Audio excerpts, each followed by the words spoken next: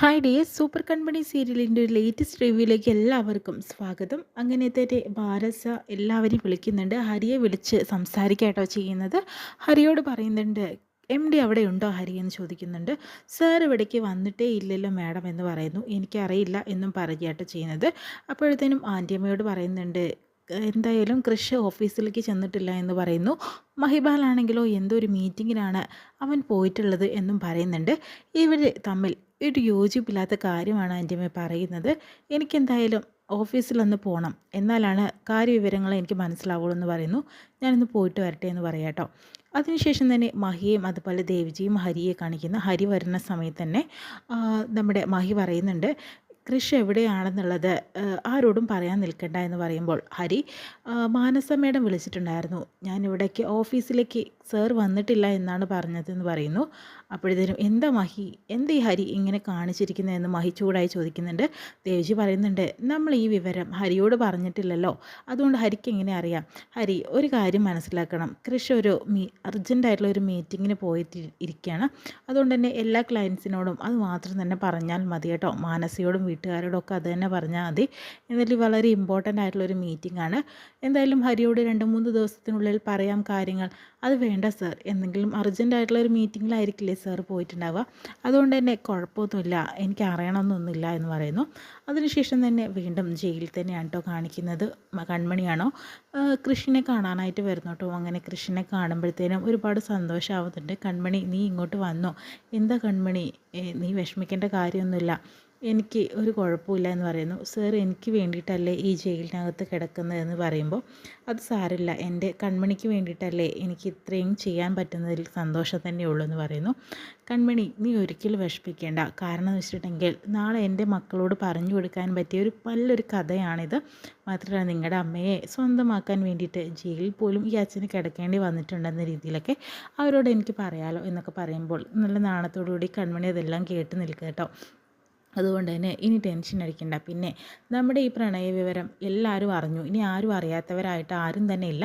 അപ്പോൾ ആ കാര്യത്തിലും ഒരു തീരുമാനമായി കൺമണി, ഇനി അതിനോട് ടെൻഷൻ അടിക്കേണ്ട കാര്യം തന്നെ ഇല്ല എന്ന് പറയുന്നു കേട്ടോ. അതിനുശേഷം തന്നെ, സർ, ഞാനൊരു കാര്യത്തിന് അവിടെ വന്നിരിക്കുന്നത് സാറിന് ജാമ്യത്തിൽ ഇറക്കാനായിട്ടെന്ന് പറയുന്നു. കൺമണി, എന്താ വക്കീൽ വല്ലതുമാണോ? അല്ല, പറയാൻ പറ്റില്ലേ, കാരണം സൂപ്പർ കൺമണിയല്ലേ, എല്ലാം അറിയുന്ന ഒരാളാണല്ലോ, ചിലപ്പോൾ എന്നെ ഇറക്കിക്കൊണ്ട് പോയില്ലേ. സത്യമായിട്ടും സാറിനെ ഇറക്കാൻ തന്നെയാണ് ഞാൻ വന്നിരിക്കുന്നത്, ഇറക്കി കൊണ്ടുപോവുകയും ചെയ്യും. സാറിന് അടുത്ത തലമുറയോട് പറയാനുള്ളത്, എന്നെ എന്നെ സ്വന്തമാക്കാൻ വേണ്ടിയിട്ട് ജയിൽ കിടന്നവൻ എന്ന ഒരു പേരാണെങ്കിൽ എനിക്ക് പറയാനുള്ളത്, സാറിനെ രക്ഷിക്കാൻ വേണ്ടി ഞാൻ എന്ത് ചെയ്യും എന്ന രീതിയിലുള്ള ഒരു പേര് തന്നെയാണ് എനിക്ക് വേണ്ടതെന്നുള്ള രീതിയിൽ കൺമണി കൃഷ്ണനോട് പറയുന്നുണ്ട്. അതേതായാലും നന്നായി. പിന്നെ സർ, ഈ പേപ്പറിലൊന്ന് ഒപ്പുവിടണം എന്ന് പറയുന്നു. ഇതെന്താ അപേക്ഷയാണോ എന്ന് പറയുന്നുണ്ട്. സാറിനെ പുറത്തിറക്കാൻ വേണ്ടിയിട്ടാണെന്ന് പറയുന്നു. അപ്പോൾ വക്കീൽ വന്നിട്ടുണ്ടോ കൺമണി? ആരാ വക്കീലെന്ന് ചോദിക്കുന്നുണ്ട്. അതൊക്കെ സാറിനോട് പറയാം, സർ ഇത് ചെയ്തു തരണം എന്ന് പറയുന്നു. അങ്ങനെ സൈൻ ചെയ്ത് കൊടുക്കുന്നു കേട്ടോ. അപ്പോഴത്തേനും കൺമണിയും കൃഷ്ണനും ഒരുപാട് സ്നേഹിക്കുന്നൊക്കെ ഉണ്ട് കേട്ടോ. എന്തായാലും കൺമണി പറയുന്നത്, എത്രയും പെട്ടെന്ന് സാറിനെ പുറത്തിറക്കി കൊണ്ടുവരും ഞാനെന്ന് പറയുന്നു. അതിനുശേഷം ഭാഗ്യശ്രീ അതുപോലത്തെ ബലരാമൻ പറയുന്നുണ്ട്, ഭാഗ്യശ്രീ, എന്തായി കൺമണി, അത് ചെയ്യുമോ, കൃഷ്ണനെ കൊണ്ട് ഒപ്പിടിപ്പിച്ച് വാങ്ങുമോ എന്ന് ചോദിക്കുന്നുണ്ട്. തീർച്ചയായും അവളത് ചെയ്യും, അവളൊരു പാവമാണ്, അവൾക്ക് ഏട്ടനോട് ഇപ്പോൾ വിരോധമില്ല, കൃഷ്ണനോട് ഇറക്കി കൊണ്ടുവരണം നമുക്ക്, എന്തായാലും കൃഷ്ണ ഒരു പാവമല്ലേ ഏട്ടാ എന്ന് പറയുന്നു. അതേ മോളെ, അവനൊരു പാവമാണ്, അവൻ എൻ്റെ സ്വന്തം അനിയനാണിപ്പോൾ, അവൻ ആര് തൊടാനും ഞാൻ സമ്മതിക്കില്ല എന്ന് പറയുന്നു. എൻ്റെ ഏട്ടൻ എത്ര പാവമായിരുന്നല്ലേ, എനിക്കിപ്പോഴാണ് മനസ്സിലായതെന്ന് പറയുന്നു. അന്വേഷണം തന്നെ കൺമണി പുറത്തിറങ്ങുന്നുണ്ട്. ശരിയായോ കൺമണി എന്ന് പറയുന്നുണ്ട്. ശരിയായി എന്ന് പറയുന്നു. പിന്നെ ബലരാമനെ കാണുമ്പോഴത്തേനും കൺമണി ഞെട്ടി നിൽക്കുന്നുണ്ട് കേട്ടോ. കൺമണി വിഷമിക്കേണ്ട, കൃഷിനെ ഉപദ്രവിക്കില്ല ഞാൻ, കാരണം അവനെ എൻ്റെ അനിയനാണ്, എനിക്ക് അവനെ പുറത്തിറക്കണം, അതിന് വേണ്ടിയിട്ടാണ് കൺമണി ഞങ്ങളെ വിശ്വസിക്കണമെന്ന് പറയുന്നു. എൻ്റെ ക്രിസ് സാറിന് ഒന്നും ചെയ്യരുത് സർ, കാരണം അദ്ദേഹം ഒരു പാവമാണ്, എനിക്ക് വേണ്ടിയിട്ടാണ് അദ്ദേഹം ഇങ്ങനെയൊക്കെ കിടക്കേണ്ട അവസ്ഥ വരുന്നത്, നിങ്ങൾ ഉപദ്രവിക്കരുത്. ഒരിക്കലും ഇല്ല കൺമണി, ഞാൻ ഉപദ്രവിക്കുകയില്ല, മറ്റാരെയും കൃഷ്ണനെ ഉപദ്രവിക്കാൻ ഞാൻ സമ്മതിക്കില്ല, അവൻ എനിക്ക് സ്വന്തം അനിയൻ തന്നെയാണ്, ഇത് വിശ്വസിക്കാൻ കൺമണി എന്ന് ഭാഗ്യശ്രീ പറഞ്ഞു കൊടുക്കുന്നുണ്ട് കേട്ടോ കൺമണിയോട്. അപ്പോൾ കൺമണിക്കും സന്തോഷമൊക്കെ ആവുന്നുണ്ട്. എന്തായാലും നമുക്ക് പോകാം കൺമണി എന്ന് പറഞ്ഞിട്ട് ഭാഗ്യശ്രീ പോകാനായിട്ട് നിൽക്കുന്നു. ബലരാമനോട് കൈയോട് കൂടി പറയുന്നുണ്ട്, കൃഷ് സാറിന് ഉപദ്രവിക്കരുത്, ഒരിക്കലും ഉപദ്രവിക്കില്ല, കൺമണിക്ക് എന്നെ വിശ്വസിക്കാൻ, കൺമണി, നിൻ്റെ കൃഷിനെ ഞാൻ തിരിച്ചു തരുമെന്ന് പറയുന്നു. ഞാനിവിടെ കിടന്നാലും സാരമില്ല, കൃഷി പുറത്തിറങ്ങണമെന്നും പറഞ്ഞു കൊടുക്കുക കേട്ടോ. അങ്ങനെ പിന്നെ സഹദേവനെയാണ് കാണിക്കുന്നത്. സഹദേവനും അവർ പോയതിനു ശേഷം സഹദേവൻ വന്നിട്ട് ബലരാമനോട് ചോദിക്കുന്നുണ്ട്, എന്താ അനിയനും ഏട്ടനും ഒക്കെ ആയോ ഇപ്പോൾ കാര്യങ്ങളൊക്കെ, സാർ ഒന്നും ഇങ്ങോട്ട് വന്നേന്ന് പറയുന്നു. അങ്ങനെ സഹദേവനിട്ട് തല്ലുകേട്ടോ ചെയ്യുന്നത്. ഇവിടെ നടന്നിട്ടുള്ള കാര്യങ്ങളൊക്കെ നീ അമ്മയെ വിളിച്ച് പറഞ്ഞു കൊടുക്കുന്നുണ്ടല്ലടാ, ഇനി മേലെ ഇത് പറഞ്ഞു കൊടുത്തിട്ടുണ്ടെങ്കിൽ നിൻ്റെ പിള്ളേർക്ക് ഇനി അച്ഛനില്ലാണ്ടാവും, ഞാൻ അതില്ലാണ്ടാക്കുമെന്ന് പറയുന്നുണ്ട്. ഈ ബലരാമനെ നിനക്കറിയില്ല എന്ന് പറഞ്ഞിട്ട് അവിടെ നിന്ന് അടിക്കുന്നൊക്കെ ഉണ്ട് കേട്ടോ. പിന്നെ ഈ മാനസയെ കാണിക്കുന്ന ഓഫീസിൽ വന്നിട്ട് എല്ലാ സ്റ്റാഫുടെ മുന്നിൽ പറയുന്നുണ്ട്, MD എവിടെയെന്ന് ചോദിക്കുന്നു. അവരെല്ലാവരും പറയുന്ന ഒരു ക്ലയൻറ്റിൻ്റെ വീട്ടിൽ മീറ്റിങ്ങിന് പോയിരിക്കുകയാണെന്ന് പറയുന്നു കേട്ടോ. അങ്ങനെ ഇതെന്താ ദൃശ്യം സിനിമയിലെ പോലെ എല്ലാവരും കാണാപ്പാഠം പഠിച്ചു വെച്ചിരിക്കുകയാണല്ലോ എന്ന് പറയുന്നു.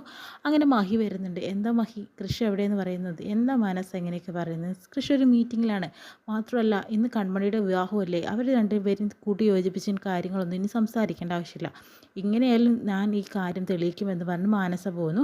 പിന്നെ അമ്മായിമാരെ കാണിക്കുന്നു. അമ്മായിമാർ പറയുന്നുണ്ട്, പാവം കൺമണി എല്ലാവരും കൂടി ബലിയാടാക്കാനായിട്ട് നോക്കുകയായിരുന്നു, ഇപ്പം എന്തായി, ഒരു കാര്യവും നടന്നില്ല, ഒന്നും നടക്കാതായി എന്ന് പറയുന്നുണ്ട്. ഇനിയിപ്പോൾ എന്തൊക്കെ ക്രിസ്താറാണെങ്കിൽ ജയിലുമായി എന്ന് പറയുന്നു. അങ്ങനെ അവിടേക്ക് ധനലക്ഷ്മി വരുന്നുണ്ട്. എല്ലാവരും പോയ സ്ഥിതിക്ക് ഒരു കാര്യം കൂടി ഞാൻ പറയാം, എത്രയും പെട്ടെന്ന് ചട്ടിയും കാലൊക്കെ എടുത്തിട്ട് ഇറങ്ങിക്കോളാൻ നോക്കിക്കോ, ഈ വീട്ടിൽ നിന്ന് എത്രയും പെട്ടെന്ന് ഇറങ്ങേണ്ടി വരും. അതെന്തിനാ ധനലക്ഷ്മി നമ്മൾ ഇറങ്ങുന്നത്, ഇത് വരുണിൻ്റെ വീടാണിപ്പോൾ, അവൻ പറഞ്ഞാൽ നമ്മൾ ഇറങ്ങി തന്നെ വേണ്ടേ, വരുണിൻ്റെ വീടോ, പിന്നെ അല്ലാതെ നിങ്ങളുടെ ഏട്ടനോട് ചോദിക്കേ, ഇത് വരുണിൻ്റെ പേരിലാക്കി കൊടുത്തിട്ടുണ്ട്, ഇനിയിപ്പോൾ ഒന്നും പറയാനൊന്നും ഇല്ലയെന്ന് പറയുന്നു കേട്ടോ. എന്തൊക്കെയാണ് നീ പറയുന്നത്, ചോദിക്കേ, നിങ്ങൾ ശ്രീനിയേട്ടൻ അവിടെ ഇരിക്കുന്നുണ്ട് പറയുന്നു. അതിനുശേഷം തന്നെ നമ്മുടെ ശ്രീനിയേട്ടനെയും അതുപോലെ കൺമണിയെ കാണിക്കുന്നത്. കൺമണി വന്നിട്ട്, അച്ഛൻ എന്താ വിഷമിച്ചുകൊണ്ടിരിക്കേണ്ട ആവശ്യമൊന്നുമില്ല, ക്രിസ്ത്യാനെ റിമാൻഡ് ചെയ്തു, പക്ഷേ സാറിന് നാളെ ജാമ്യം കിട്ടും, അതിന് വേണ്ട കാര്യങ്ങളൊക്കെ ചെയ്തു വെച്ചിട്ടുണ്ട്. ആരാ മോളെ വക്കീലെന്ന് ചോദിക്കുന്നു. എനിക്ക് വളരെ പ്രിയപ്പെട്ട ഒരാളാണെന്ന് പറയുന്നു. എന്തായാലും പാവം സാർ നമുക്ക് വേണ്ടി കഷ്ടപ്പെട്ടു, അദ്ദേഹം ഒരിക്കലും ജയിലിൽ കിടക്കാൻ പാടില്ല, നല്ലൊരു മനുഷ്യനാണ്, എത്രയും പെട്ടെന്ന് അവനെ പുറത്തിറക്കണം എന്ന് പറയുന്നു. അത് ശരിയാണ് അച്ഛാ എന്ന് പറയുന്നു.